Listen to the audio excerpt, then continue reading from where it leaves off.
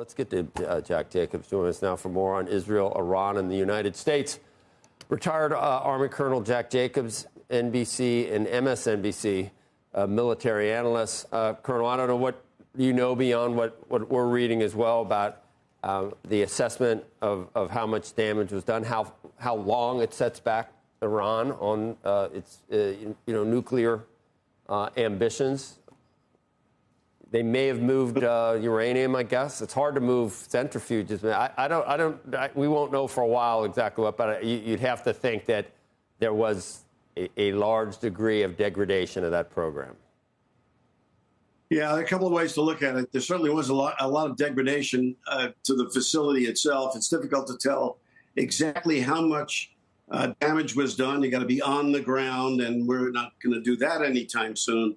But there was clearly a lot of destruction. Whether or not they're able to ramp it up again, we won't know for a long time, and even they won't know. The Iranians won't know for a long time.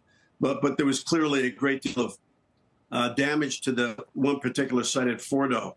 With respect to moving equipment, centrifuges, and all the equipment to support them, difficult to move, and we would have picked that up. But there's little doubt that they've already moved and had previously moved some amount of the fissile material that was at Fordo to other locations below ground around the country.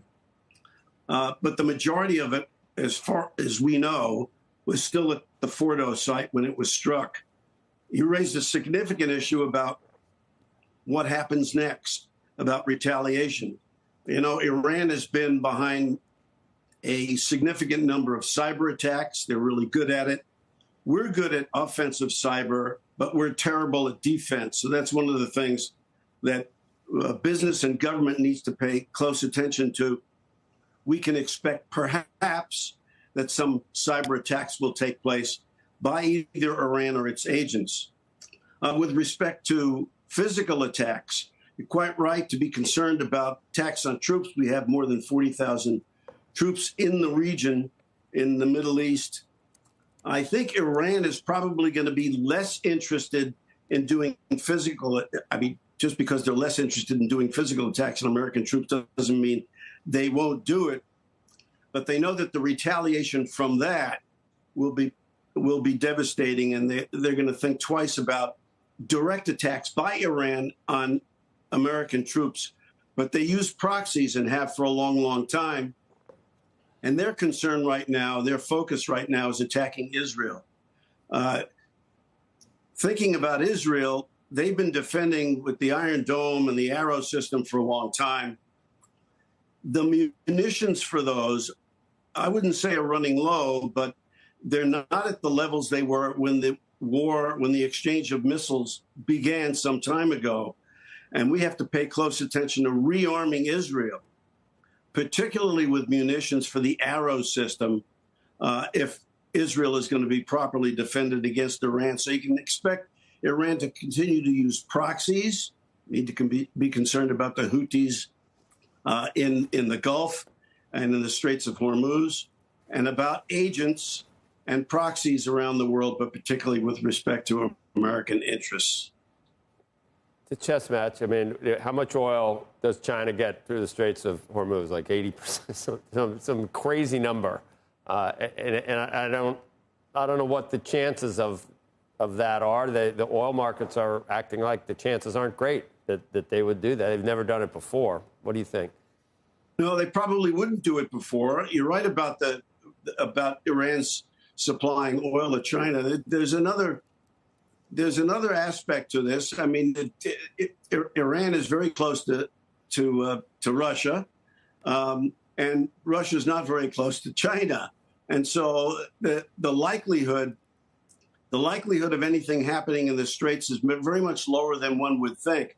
However, the Houthis, though they're an agent and have acted as agents for the Iranians for a long, long time, sometimes act on their own and do what they want. Anytime you empower somebody not under your direct control, they're likely to do something that are inimical to your own interests. So it's difficult to contain or control the Houthis, and they're liable to do just about anything. But you're right, the likelihood of something in the Straits is quite low.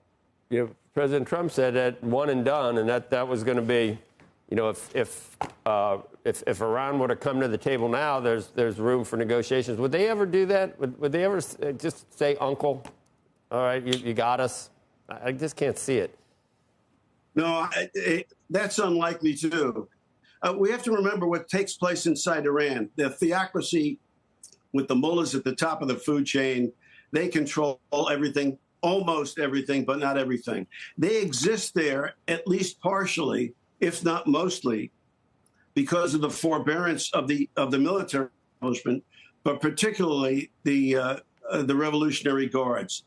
To the extent that the Revolutionary Guards decide that the mullahs are not the right guys to run the country, then you will have some turnover at the top of the food chain. Not necessarily regime change, but you might wind up with the military establishment running the country. They're not more liberal, to be sure, but they're going to be very much different in how they approach everything, and particularly those relationships in the region.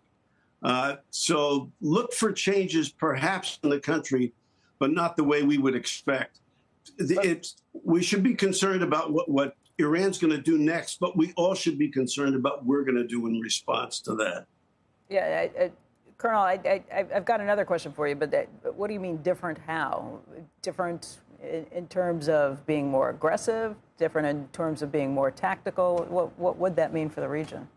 We remember Ahmadinejad a few years ago, and we thought he was the worst person in the world. He was the liberal.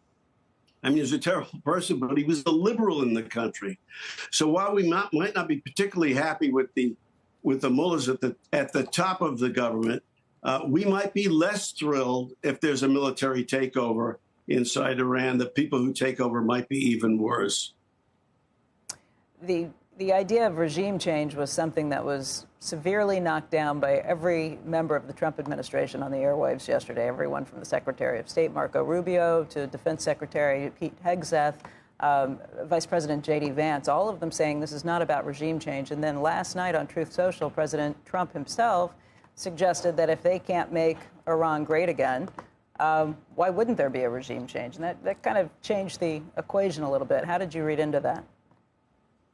Well, we've had a very, it's probably bluster. I mean, there's not very much that we can do to affect what takes place inside Iran. You remember some years ago, there were these enormous demonstrations in Tehran, 1 million people in the square. I remember being on the air talking about it. The interest was there that they're all tweeting now. There's going to be regime change because the people are rising up. That was on, let's say, a Friday. On Saturday, after a bunch of people were killed by the Revolutionary Guards, there were only 5,000 in the streets. The next day on Sunday, there was nothing. We have to remember how that place is run. Regime change can only take place from within. And our attacking a few nuclear sites is not going to make that happen, Becky. Yeah. When you're using live ammo, not rubber bullets, to disperse protests, it has a tendency to thin out the protesters. Colonel, what's your sense in terms? That changes your mind about how things ought to be run, yeah. Yeah, exactly.